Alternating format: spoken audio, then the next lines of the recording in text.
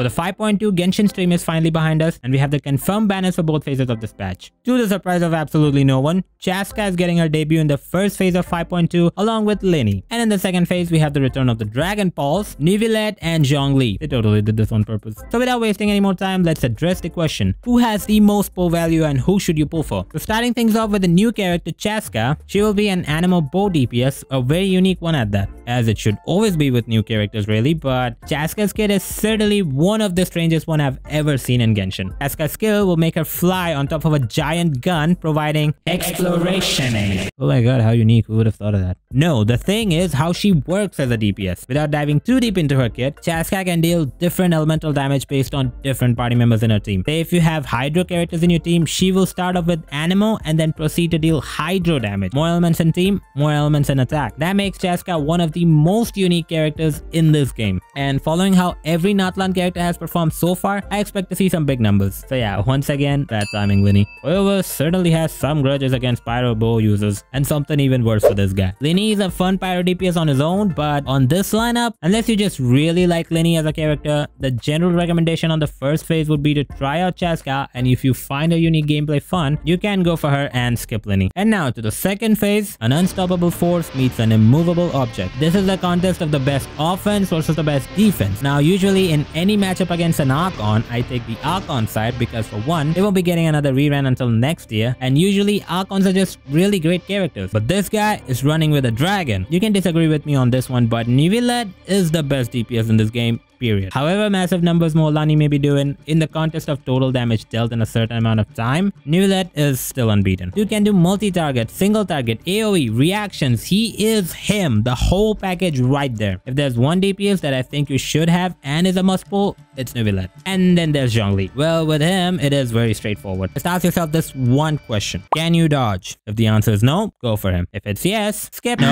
Enemies like this guy popping in the abyss every now and then. Zhongli's value is now a little more than just the best wall of the game. He isn't exactly game-changing like Neuvillette, but dude is the master of what he does. If it's just about protection, you can get very similar results with Layla, but these factors are where having a Zhongli really helps out. To put the whole matter into perspective, with his third rerun now and Hoyo was constantly adding new characters, it's very hard to say when Neuvillette would get another rerun after this, although it might just be rather soon considering his popularity. But Zhongli, following the Archon lineup, is sure to get another rerun next year. So here's what I would recommend. If you have Layla and don't have much problem with dodging, I'd recommend going for Neuvillette. If you have major skill issues with dodging like myself and have a good lineup of DPSs already, you can go for Zhongli. Now to look at the whole patch, Chasca is very unique and can just be your thing that you may have a lot of fun with. With everything I know of her at the moment, it's doubtful she'll be on par with Neuvillette as a DPS, so it'll be more of whether you like her playstyle or not. In this patch, even with this being his third rerun, Neuvillette seems to have the highest pull value, with one major concern being the chances of another Risley event. So if Chasca doesn't get a rerun on time in the future, that may be a problem.